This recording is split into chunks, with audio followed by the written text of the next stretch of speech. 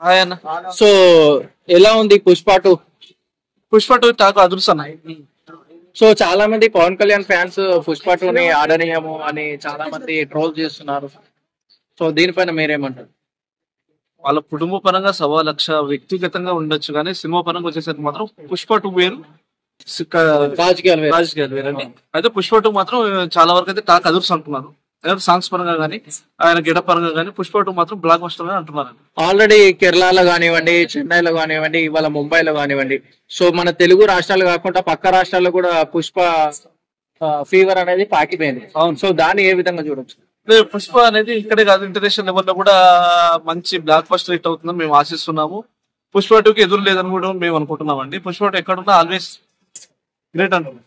So పక్క రాష్ట్రాల వాళ్ళు మనకి తెలుగు వాళ్ళని ఇంత ఆదరిస్తున్నప్పుడు మన తెలుగు వాళ్ళే ఎందుకని మన అల్లు అర్జున్ కి అంత నెగిటివిటీ స్ప్రెడ్ చేస్తున్నారు? లేదు లేదు, నెగిటివిటీ అనేది వాళ్ళకు ఇప్పుడు ఒకటి పవన్ కళ్యాణ్ ఫ్యాన్స్, అల్లు అర్జున్ ఫ్యాన్స్ అని కాదు, వాళ్ళ కుటుంబ పరంగా ఎవరికి వ్యక్తిగతంగా ఎవరికి కక్షలు వాళ్ళందరూ ఒకటే ఉన్నారు.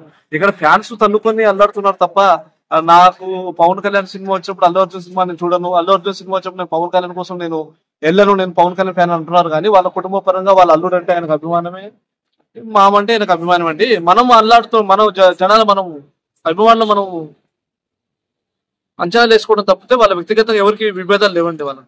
సో పుష్ప 2 నుంచి Kissik item song serial song వచ్చింది కదా, ఎలా అనిపించింది? బాగుందండి, సాంగ్ బాగుంది.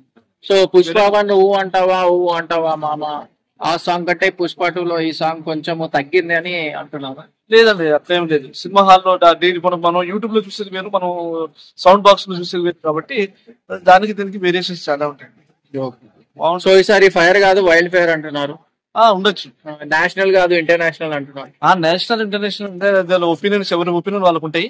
బ్లాక్ బస్టర్ అనేది మన చేతిలో లేదు, అభిమానుల చేతిలో ఉంది. కాకపోతే ఏంటంటే అల్లు అర్జున్ ఫస్ట్ టాపిక్ వచ్చేసి సస్పెన్స్ లో పెట్టారు కాబట్టి సెకండ్ టాపిక్ చూడడానికి చాలా మంది ఎగ్జైటింగ్ ఉంటారు కాబట్టి దానికోసం వెళ్తుంటారు. So for the first time ఒక తెలుగు సినిమాని మొత్తం వరల్డ్ వైడ్ గా ఇంత ఫేమస్ చేయడం అంటే ఒక అల్లు అర్జున్ గారికే చెందింది ఆ యొక్క ఘనత అని చెప్పుకోవచ్చు. అది కరెక్ట్ కాదండి.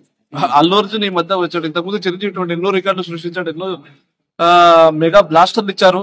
అప్పుడు కూడా ఇంత టాపిక్ మాట్లాడుకోలేదు. ఇప్పుడు ఏంటంటే యూత్ అనేది ఒకటి ఏర్పడింది. అప్పట్లో అంత కలెక్షన్ ఉండేది కాదు. ఇప్పుడు సోషల్ మీడియా ఎక్కువైంది కాబట్టి భారీ బడ్జెట్ మూవీలు వస్తున్నాయి. భారీ బడ్జెట్ మూవీస్ వస్తే సోషల్ మీడియా ఎక్కువైంది కాబట్టి సోషల్ మీడియా హల్చల్ చేస్తున్నారు. అప్పట్లో చిరంజీవి కాలంలో ఇవన్నీ లేవు కాబట్టి చిరంజీవి పెట్టిన రికార్డుల ముందు ఇదంతా అండి నన్ను ఆలోచిస్తే అదే పెద్ద బ్లాక్ బస్టర్. Thank you.